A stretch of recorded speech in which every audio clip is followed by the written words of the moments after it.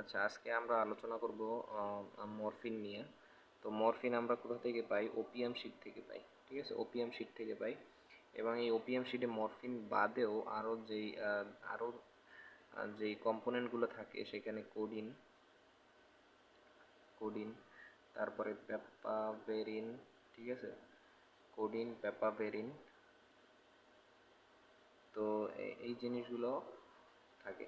তো আমরা বলতে পারি যে এগুলো হচ্ছে ন্যাচারাল অ্যালকালয়েডস। ঠিক আছে, এই জিনিসগুলো আমরা ওপিয়াম শিট থেকে পাই। তো এই যে মরফিন, এ হচ্ছে একটা অ্যালকালয়েডস, ঠিক আছে, এ হচ্ছে একটা অ্যালকালয়েড এবং এ হচ্ছে একটা স্ট্রং অ্যানালজেসিক। এবং এই একে স্ট্যান্ডার্ড ধরেই আমরা বাকি যেই অ্যানালজেসিকগুলো আছে এদের পোটেন্সি আসলে আমরা এর সাথেই কম্পেয়ার করি। ঠিক আছে, তো হচ্ছে খুবই স্ট্রং। এবং আগে মানুষ এটা এই অ্যানালজেসিক হিসেবে পেইনের জন্য এবং ডায়রিয়ার জন্য মানুষ এটা ব্যবহার করত। তো প্রথমে আসি যে এটার আসলে ইফেক্ট কি। ঠিক আছে, ইফেক্ট বলতে আমরা দুইভাবে আলোচনা করতে পারি। একটা হলো সিএনএস ইফেক্ট। সিএনএস এর মধ্যে আমরা আবার বলতে পারি যে excitatory and inhibitory, excitatory and inhibitory. আর আদার্সের মধ্যে আমরা কিছু দিতে পারি। তো এক্সাইটেটরির মধ্যে কি কি আছে আমাদের? এক্সাইটেটরির মধ্যে যেই প্রথম যেটা বলতে পারি যে ইউফোরিয়া। ঠিক আছে, ইউফোরিয়া। 2 নম্বরে আমরা বলতে পারি মায়োসিস। এখন মায়োসিস কেন হয়? মায়োসিস হয় আমাদের যেই এডিঙ্গার ওয়েস্টপল নিউক্লিয়াস আছে এর স্টিমুলেশনের কারণে। ঠিক আছে, এর স্টিমুলেশনের কারণে আমাদের এই মায়োসিস হইতেছে। তারপরে আমরা বলতে পারি নশিয়া ভমিটিং। ঠিক আছে, নশিয়া ভমিটিং। নশিয়া ভমিটিং হচ্ছে সিটিজেড কেমো রিসেপ্টর ট্রিগার জোন, যেটা এটাকে স্টিমুলেট করার কারণে নশিয়া ভমিটিং হয়। তো এই জন্য আমরা এই মরফিন ওপিয়াস দেওয়ার সাথে সাথে আমরা অনডেনসেট্রন দিই। ঠিক আছে, অনডেনসেট্রন অ্যান্টিএমেটিক আর কি।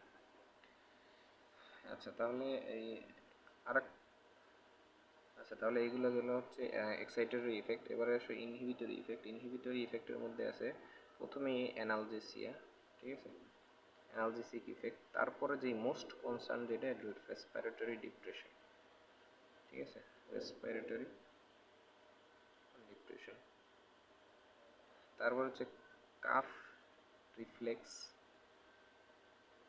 ইনহিবিশন। ঠিক আছে, বা সাপ্রেশন, কাফ রিফ্লেক্স সাপ্রেশন। ঠিক আছে, তারপরে আমাদের আরেকটা আছে সিডেশন।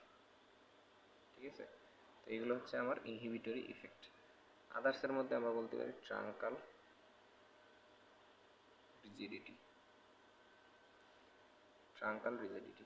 তো এগুলো হচ্ছে আমাদের ইফেক্ট, সিএনএস ইফেক্ট। এবং পেরিফেরাল যে ইফেক্টগুলো আছে, পেরিফেরাল ইফেক্ট আমরা যদি বলি যে সিবিএস এর উপরে, তাহলে সিবিএস এর উপরে অত ইফেক্ট নাই, তবে হাইপোটেনশন হইতে পারে, হাইপোটেনশন হইতে পারে। এবং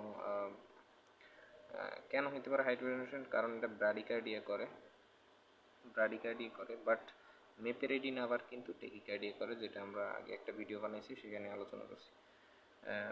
আচ্ছা, ব্রাডিকার্ডিয়া করে এবং এটা হচ্ছে ভ্যাসোডাইলেশন করে। কিভাবে ভ্যাসোডাইলেশন করে? ভ্যাসোডাইলেশন করা হচ্ছে এটা হিস্টামিন ক্ষরণ করে। ঠিক আছে, এখানে একটা মজার বিষয় আছে। হিস্টামিন কিভাবে ক্ষরণ করে? আসলে যেহেতু এটা একটা অ্যালকালয়েড, সেহেতু আমাদের যেই মাস্ট সেল থাকে, মাস্ট সেলের মধ্যে হিস্টামিন এবং হ্যাপারিন, ঠিক আছে, এর দুইটা বাইন্ড করে থাকে। ঠিক আছে, তো এই হিস্টামিন হচ্ছে আমার বেসিক আর হ্যাপারিন হচ্ছে অ্যাসিডিক। তো এরা বাইন্ড করে থাকে। তো এই যে অ্যালকালয়েড ড্রাগ যখন দিই আমরা, যেমন স্ট্রং অ্যালকালয়েড যদি মরফিনের মতো স্ট্রং অ্যালকালয়েড হয়, এই করে কি, এই হিস্টামিনকে রিপ্লেস করে। তো হিস্টামিন তখন রিলিজ হয়, তখন আমরা হিস্টামিনের যে ইফেক্টগুলো আছে, যেমন আমরা দেখবো যে প্রুরাইটিস হইতে পারে। তো এই ইফেক্টগুলো, তো সিবিএস এর উপরে আমরা হাইপোটেনশন পাইতে পারি। এরপরে আমরা যদি বলি জিআইটির উপরে, জিআইটির উপরে এখানে কনস্টিপেশন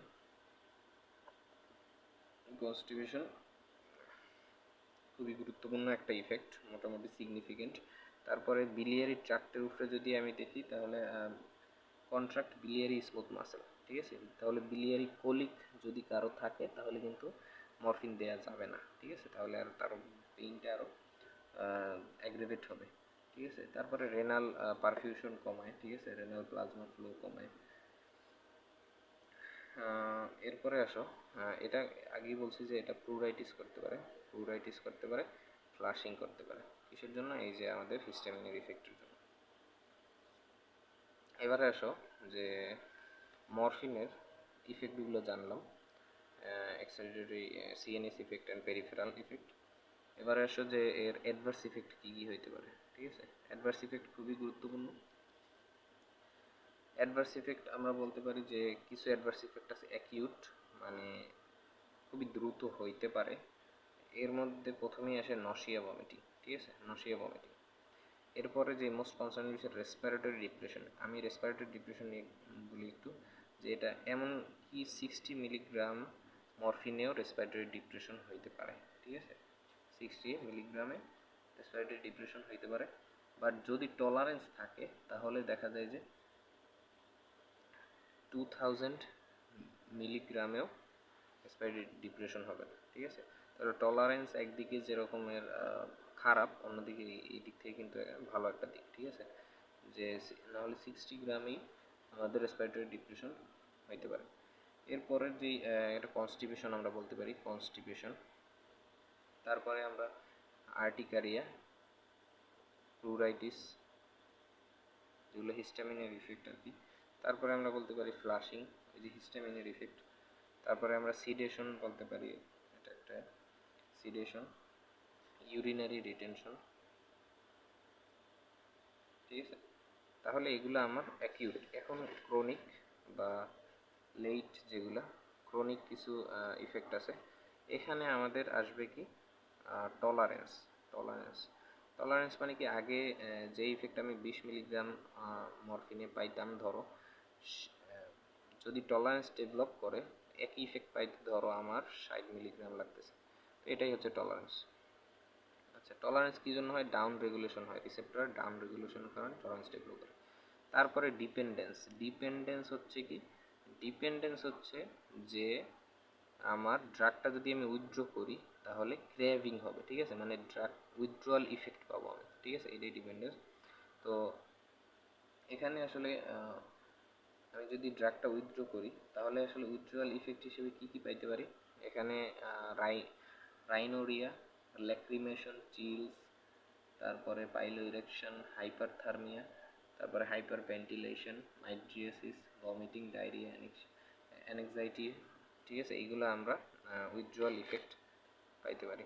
তো এখানে ট্রিটমেন্ট হিসেবে কোনটা দেওয়া হয়? ট্রিটমেন্ট হিসেবে আমরা মিথাডন দিই, ঠিক আছে, মিথাডন।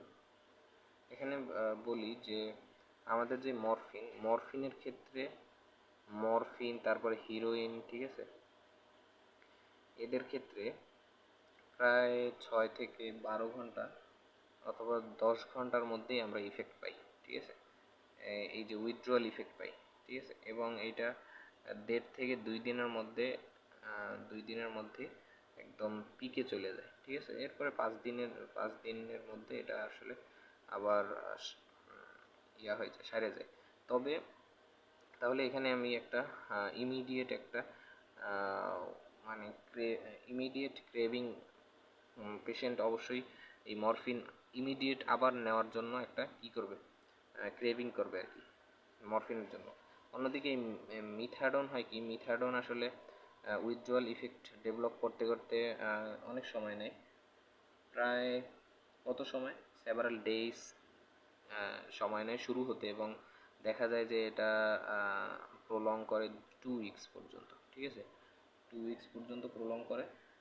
এবং তার মানে কি, এখানে লেস ইন্টেন্স ইফেক্ট, ঠিক আছে, মানে ইমিডিয়েট যে ইন্টেন্স ইফেক্টটা এটা কম, ঠিক আছে, এটা অনেক দিন ধরে পিকে যায়, ঠিক আছে। মানে হচ্ছে কি, আমার যেই ইমিডিয়েট যেই ক্রেভিংটা ছিল ওইটা আর হবে না পেশেন্টের, ঠিক আছে। যার কারণে আমরা ডিটক্সিফিকেশন অফ হিরোইন অথবা মরফিন অ্যাডিকশনের ক্ষেত্রে আমরা এই ফার্স্ট চয়েস হিসেবে এই যে মিথাডন ইউজ করি। ঠিক আছে, আচ্ছা তাহলে আমরা প্রলং যে ইফেক্ট আছে এর মধ্যে কি পাইলাম, এর মধ্যে আমরা পাইলাম টলারেন্স, ডিপেন্ডেন্স, তারপরে হচ্ছে কি এডিকশন। ঠিক আছে, এডিকশন, তারপরে হাইপার অ্যালজেসিয়া হইতে পারে প্রলং ইউজের ক্ষেত্রে। এরপরে আমাদের হাইপোগোনাডিজম হইতে পারে, ইমিউনো সাপ্রেশন হইতে পারে, ইনক্রিজ ফিডিং, এগুলো আমাদের হইতে পারে। তো এই ছিল মরফিন। তো আজকে এতটুকু।